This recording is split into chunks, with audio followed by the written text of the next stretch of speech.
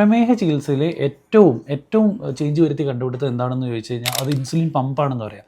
1921 insulin കണ്ടുപിടിച്ചതിന് ശേഷം ഏറ്റവും വിപ്ലവകരമായ ചേഞ്ച് ഉണ്ടാക്കിയത് ഇൻസുലിൻ പമ്പിൻ്റെ വരവോടുകൂടിയാണ്. അപ്പോൾ നമ്മളെ സംബന്ധിച്ചിടത്തോളം പല പേഷ്യൻസ് ഉണ്ട്, ഇൻസുലിൻ അവർക്ക് 3 നേരം കൊടുക്കുക, 4 നേരം കൊടുക്കുക, ഇങ്ങനെയൊക്കെ കൊടുത്തു കഴിഞ്ഞാലും അവരുടെ HbA1c കൺട്രോളിലേക്ക് വരുന്നില്ല. എസ്പെഷ്യലി പല ടൈപ്പ് 1 പ്രമേഹമുള്ള കുട്ടികൾ.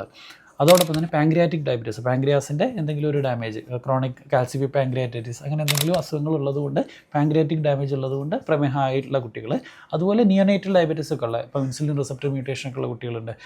പിന്നെ ടൈപ്പ് 2 പ്രമേഹത്തിലുള്ള പല ആളുകൾക്കും ചിലപ്പോൾ പ്രമേഹം കൺട്രോളിലല്ലാതെ വരും. അതിൻ്റെ ലേറ്റർ സ്റ്റേജിൽ ഷുഗർ കൂടിക്കൊണ്ടിരിക്കാം, കുറഞ്ഞുകൊണ്ടിരിക്കാം, അപ്പോൾ റിക്കറൻ്റ് ആയിട്ടുള്ള ഹൈപ്പോഗ്ലൈസിമിക എപ്പിസോഡ്സ് വരാം. അവർക്കൊക്കെ ഉപയോഗിക്കാവുന്ന ഒരു ചികിത്സാ രീതിയാണ് ഇൻസുലിൻ പമ്പ്. ഇന്ന് നമ്മൾ ഈ ഒരു ടൈപ്പ് 1 പ്രമേഹ രോഗിയിൽ ഇൻസ്റ്റാൾ ചെയ്തിരിക്കുന്നത് മെഡ്ട്രോണിക്സ് 780G, മിനിബെഡ് 780G എന്ന് പറയുന്ന മെഡ്ട്രോണിക്സിൻ്റെ പമ്പാണ്. അപ്പം ഇത് ഏറ്റവും ഫുള്ളി ഓട്ടോമേറ്റഡ് ആയിട്ടുള്ള പമ്പാണ്. ആർട്ടിഫിഷ്യൽ പാങ്ക്രിയാസ് അല്ലെങ്കിൽ അഡ്വാൻസ്ഡ് ഹൈബ്രിഡ് ലൂപ്പ് സിസ്റ്റം എന്നൊക്കെ അറിയപ്പെടുന്നത് ഈ പമ്പിലെയാണ്. അപ്പോൾ ഈ പമ്പിൽ നമ്മൾ ബേസിൽ ഡോളസ് പമ്പിന് പറഞ്ഞു കൊടുക്കുക, അതോടൊപ്പം തന്നെ ബോളസ് ഡോസും സെറ്റ് ചെയ്യുക.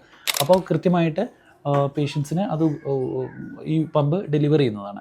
അപ്പം ഹൈപ്പോഗ്ലൈസീമിയയിലേക്ക് പോകുമ്പോൾ ഈ പമ്പ്, അല്ലെങ്കിൽ ഹൈപ്പർഗ്ലൈസീമിയയിലേക്ക് പോകുമ്പോൾ ഈ പമ്പ് സിഗ്നൽ കൊടുത്തിട്ട് പേഷ്യൻസിനെ അതിൽ നിന്നും പോവാതിരിക്കാനായിട്ട് സഹായിക്കുന്നതാണ്. അതുപോലെ തന്നെ ഇതിൻ്റെ കൂടെ തന്നെ ഗാർഡിയൻ 4 എന്ന് പറയുന്ന CGM ഡിവൈസും ഉണ്ട്. അതുകൊണ്ട് തന്നെ ഒരിക്കലും നമ്മൾ വിരൽ കുത്തിയിട്ട് നോക്കേണ്ടതില്ല, ഷുഗർ നോക്കിയിട്ട് നമ്മൾ കൊടുക്കുന്ന ഇൻസുലിൻ്റെ അളവൊന്നും അഡ്ജസ്റ്റ് ചെയ്യേണ്ടതില്ല.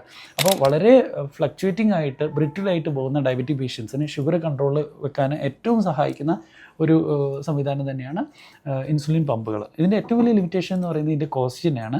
ഇതിൻ്റെ കോസ്റ്റ് ഓൾമോസ്റ്റ് 6 ലക്ഷത്തോളം രൂപ വരുന്നുണ്ട്.